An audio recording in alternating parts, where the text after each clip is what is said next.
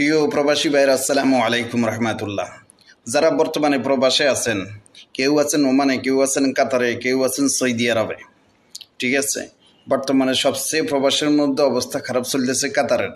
কারণ আমি কাতার প্রবাসী, আমি জানি দীর্ঘ 8 বছর আমি এই কাতারে প্রবাস করতেছি। ঠিক আছে, এই 8 বছর লাইফে আমি কখনো দেখি নাই যে কাতার সরকার এভাবে আইডি চেক করার পর, আইডিতে আপনার ট্রেড চেক করার পর দড়িয়ে দড়িয়ে বাংলাদেশের দিকে ফাটাই দিচ্ছে।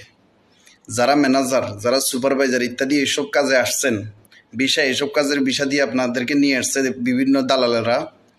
যদি কাতার সরকার যদি এখন এই পোস্টে দেখে আপনাকে, আপনি যদি দেখে যে আপনি লেবারের কাজ করতেছেন কিন্তু আপনার পোস্টটা হইলো কি, আপনার ট্রেডটা হইলো ম্যানেজার, তাহলে ভাই আর আপনাকে কাতার সরকার আর এই দেশে রাখবে না।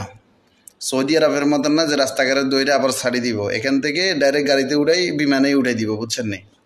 আমার এই ফেজের মধ্যে আরও ভিডিও আছে যে 47 জন বাংলাদেশি বাইকে, ঠিক আছে, যে যেখানে পাইছে ওইখানে গামছা পরা অবস্থায়, লুঙ্গি পরা অবস্থায় নিয়ে গেছে, নিয়ে ডাইরেক্ট বিমান উঠে দিছে।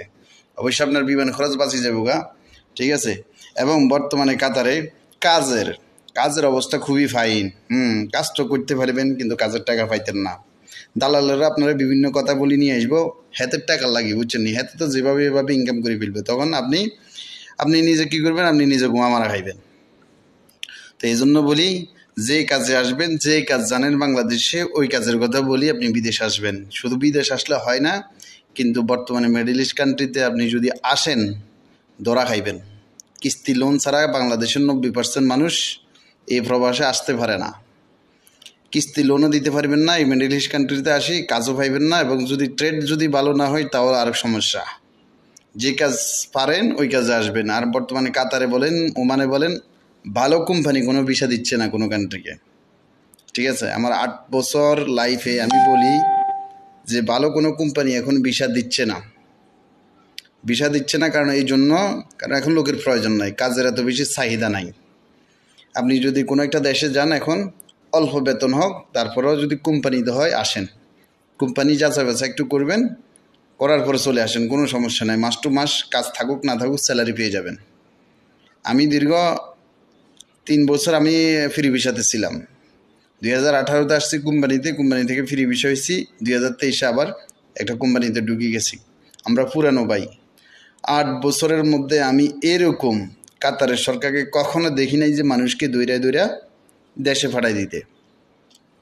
হ্যাঁ, যদি আপনি সুপারভাইজার, গাড়ির ড্রাইভার ইত্যাদি এসব কাজে আসেন, অবশ্যই যে মুদির কাছে আসবেন, সে যদি আপনাকে অর্ডার দেয়, আপনি যে কোনো কাজ করতে পারবেন, এবং আপনাকে একটা এনওসি পেপার দেয় এবং একটা কাজের পারমিট দেয়, যেখানে কাজ করবেন ওই লোকে যদি আপনাকে ওই কাজ করার পারমিটটা দেয়, ঠিক আছে, তাহলে আপনি কাজটা করতে পারবেন, কোনো সমস্যা নেই। আপনি যে ট্রেডে আসেন না কেন।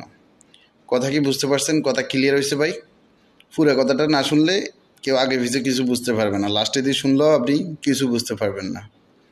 এই জন্য ভাই, সবাইকে, যারা নতুন আছেন, পুরাতন আছেন, সবাইকে এই বিষয়টা শেয়ার করে দিবেন। কথা কি বুঝতে পারছেন?